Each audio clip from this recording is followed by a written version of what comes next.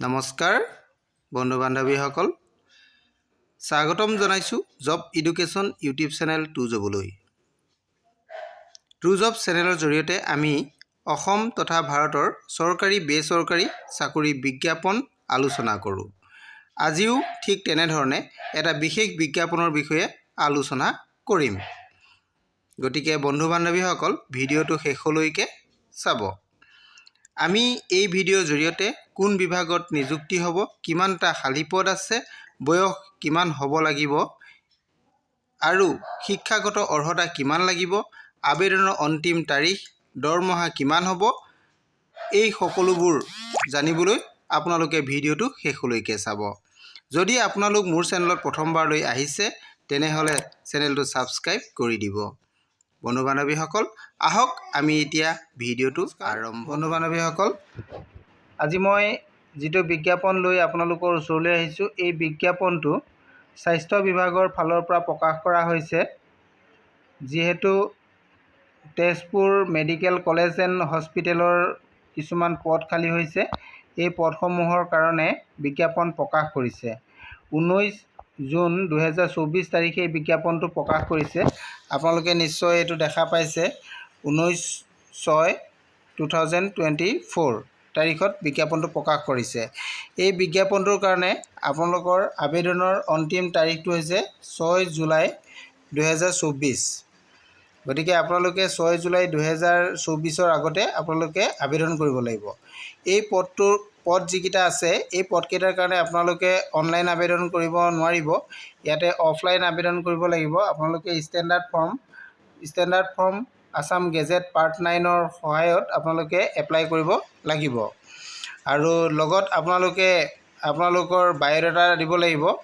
বায়'ডাটাখন দিব লাগিব আৰু লগত আপোনালোকৰ এডুকেশ্যনেল কোৱালিফিকেশ্যন, এজ প্ৰুফ, এই সকলোবিলাক যিবিলাক যাৱতীয় নথিপত্ৰ, এই সকলোবিলাক আপোনালোকে দিব লাগিব। এইসমূহ লৈ আপোনালোকে ফৰ্মখন ফিল আপ কৰি পঠাব লাগিব। এতিয়া আমি আহোঁ পদসমূহ কি কি আছে। প্ৰথমতে আমি পদকেইটা চাওঁ। ইয়াতে দুই ধৰণৰ পদ আছে। 1 নম্বৰত আছে ছিনিয়ৰ ইলেক্ট্ৰিচিয়ান আৰু 2 নম্বৰত আছে কম্পিউটাৰ হাৰ্ডৱেৰ টেকনিকেল। এই দুটা পদ আছে। ইয়াতে এটা পদ আছে ছিনিয়ৰ ইলেক্ট্ৰিচিয়ানৰ এটা পদ আৰু কম্পিউটাৰ হাৰ্ডৱেৰ টেকনিচিয়ানৰ এটা পদ। দুটা পদ হয়। এই পদকেইটাৰ কাৰণে আপোনালোকৰ কি কি কোৱালিফিকেশ্যন লাগিব এইটো দিয়া হৈছে। যিটো ছিনিয়ৰ ইলেক্ট্ৰিচিয়ান হয় তাৰ কাৰণে diploma in electrical engineering or equivalent with 2 years work experience from recognised institute. যদি আপোনালোকৰ এই এক্সপিৰিয়েঞ্চটো যদি আছে তেনেহ'লে আপোনালোকে এই পদটোৰ কাৰণে এপ্লাই কৰিব পাৰিব। নতুবা আপোনালোকৰ যদি ইলেক্ট্ৰিকেল ইঞ্জিনিয়াৰিঙৰ ডিপ্ল'মা আছে তেনেহ'লেও আপোনালোকে এই ছিনিয়ৰ ইলেক্ট্ৰিচিয়ান পদটোৰ কাৰণে এপ্লাই কৰিব পাৰিব। আৰু 2 নম্বৰতে আপোনালোকৰ যিটো 2 নম্বৰ কম্পিউটাৰ হাৰ্ডৱেৰ টেকনিচিয়ানৰ পদ আছে, সেই কম্পিউটাৰ হাৰ্ডৱেৰ টেকনিচিয়ানৰ এটা পদ আছে। এই পদটোৰ কাৰণে আপোনালোকৰ কোৱালিফিকেশ্যন কি লাগিব চাওক। Diploma in computer hardware and networking with লগতে থাকিব 2 years work experience from recognised institute.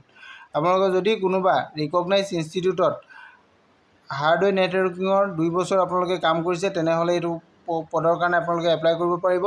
আৰু লগত আপোনালোকৰ diploma in computer hardware and নেটৱৰ্কিঙৰ থাকিব লাগিব। যদি ডিপ্ল'মা আপোনালোকৰ আছে তেনেহ'লে এই পদটোৰ কাৰণেও আপোনালোকে এপ্লাই কৰিব পাৰিব।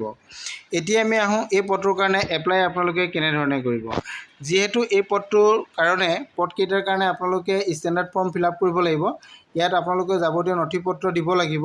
আৰু যদি আপোনালোকে বিজ্ঞাপনটো চাব বিচাৰে তেনেহ'লে এইটো যিটো ইয়াৰ official website Tezpur Medical College and হস্পিটেলৰ www.tmchassam.edu.in এই ৱেবছাইটত গ'লে আপোনালোকে বিজ্ঞাপনটো পাব আৰু সবিশেষ ইয়াৰ পৰা জানিব পাৰিব।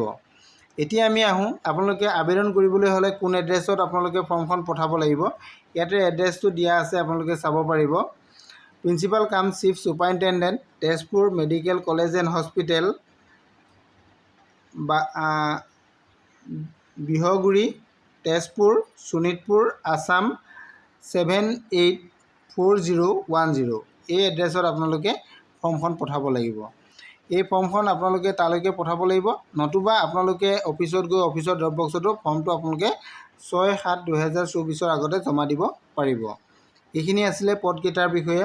আৰু ইয়াৰ সবিশেষ যদি আপোনালোকে জানিব বিচাৰে তেতিয়াহ'লে এই অফিচিয়েল ৱেবছাইটটোত যাব, অফিচিয়েল ৱেবছাইটত বিতংভাৱে আপোনালোকে জানিব পাৰিব। এইখিনিয়ে বিজ্ঞাপনটোত উল্লেখ আছে। ইয়াতে আৰু এটা বস্তু আপোনালোকক মই জনাই থওঁ, ইয়াতে বয়সৰ কথা উল্লেখ আছে। বয়সটো আপোনালোকৰ 21 বছৰৰ পৰা 40 বছৰৰ ভিতৰত হ'ব লাগিব। এইটো 1/1/2024লৈকে। আৰু ইয়াতে কেটেগৰী ৱাইজ ৰিলেক্সেশ্যন থাকিব, যিহেতু গভৰ্ণমেণ্ট যিটো ৰিলেক্সেশ্যন থাকে এইখিনি গভৰ্ণমেণ্ট ৰিলেক্সেশ্যনখিনি সকলোৱে পাই যাব, এইখিনি থাকিব। আৰু ইয়াতে আপোনালোকে গম পালেই মিনিমাম 21 আৰু মেক্সিমাম 40 ইয়াৰ্ছলৈকে আপোনালোকে হ'লে এই পদটোৰ কাৰণে এপ্লাই কৰিব পাৰিব।